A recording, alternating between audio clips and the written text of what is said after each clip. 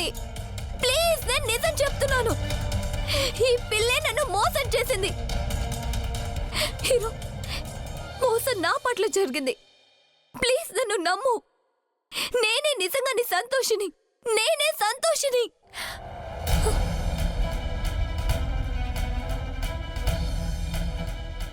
నీకు చెప్పింది అర్థం కాలేదా? ఇంకా మెడ పట్టుకుని బయటికి గెంటేయాలా? పద నడు. ధైర్య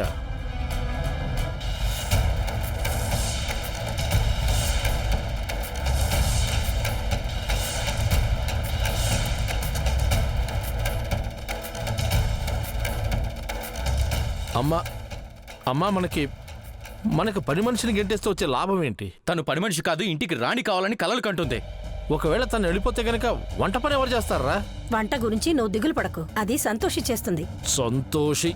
సంతోషి ఇంట్లో ఉన్న వాళ్ళందరికీ వంట ఎలా చేసి పెట్టగలదామా? అయ్యో, సింధూరి రాకముందు అదంతా తనే చేసుకునేది కదా. ఇక ఈ అమ్మాయి ఇంట్లో ఉండడానికి వీల్లేదన్నయ్య. తనని పంపించాలి. లేదు, సింధూరి ఇంట్లో నుంచి వెళ్ళదు. Do you understand that?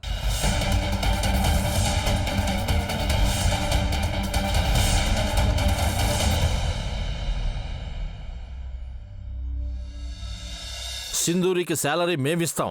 అందుకే తనని తీసేసే హక్కు కూడా కేవలం మాకే ఉంది. శాలరీ మీరిస్తారేమో, కానీ తన వల్ల సమస్యలు మేం భరించాల్సి వస్తుంది కదా. చూడు ధైర్య, ఆర్గ్యూ చేసే లాభం లేదు. ఎందుకంటే నేను నా నిర్ణయాన్ని మార్చుకోను కాబట్టి. ఇకపోతే తన ఇంటర్ఫీరెన్స్ గురించి అంటావా? నేను తనకి నచ్చ చెప్తాను. తను ఎవరిని ఇబ్బంది పెట్టదు.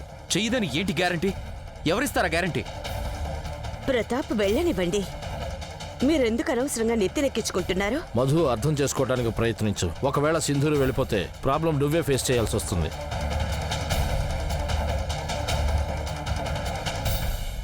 మీరందరూ చెప్పేది జాగ్రత్తగా వినండి. సింధూరి ఇంట్లో నుంచి వెళ్ళదు. నేను చెప్తున్నాను, ఇది నా ఫైనల్ డెసిషన్.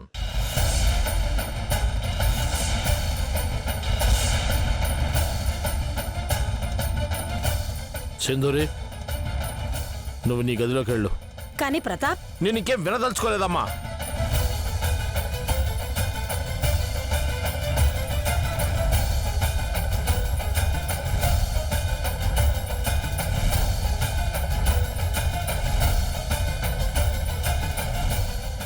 బహుశా వీడు ధైర్య సంతోషిల సంతోషాన్ని సహించలేకపోతున్నట్టున్నాడు. ప్రతాప్ ఒక పని మనిషిని ఇంతగా సపోర్ట్ చేస్తున్నాడేంటి? నిజానికి ఆయన ఎప్పుడు ఇంటి విషయాల్లో మాట్లాడారు. అసలు విషయం ఏమై ఉంటుంది? కనుక్కొని తీరాల్సిందే. నీకు వంట మనిషి కావాలి కదా, సో నేనే తను తీసుకొచ్చాను.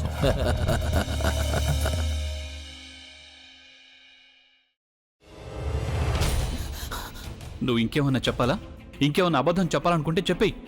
నేను చూడాలనుకుంటున్నాను నన్ను మోసం చేయడానికి నువ్వు ఎంత నీచానికి దిగజారగలవు అని.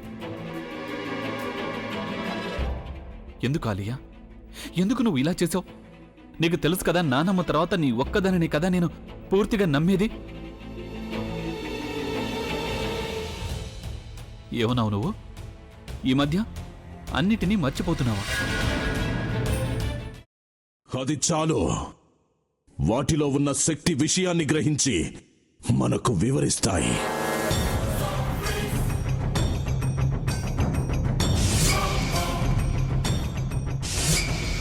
ఎవరు ఆ దండ విప్పొద్దు, గది తలుపులు తెరవద్దు.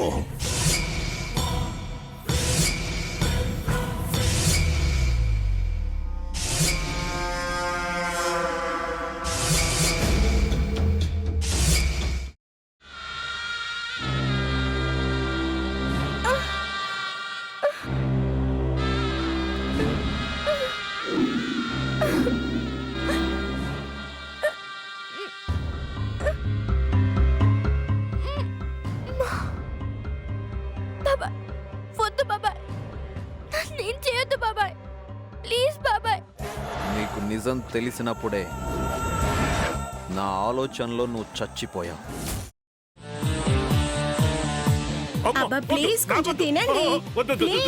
భీమారావు గారు, ఇగో మీరా కాదు సక్కుబాయ్.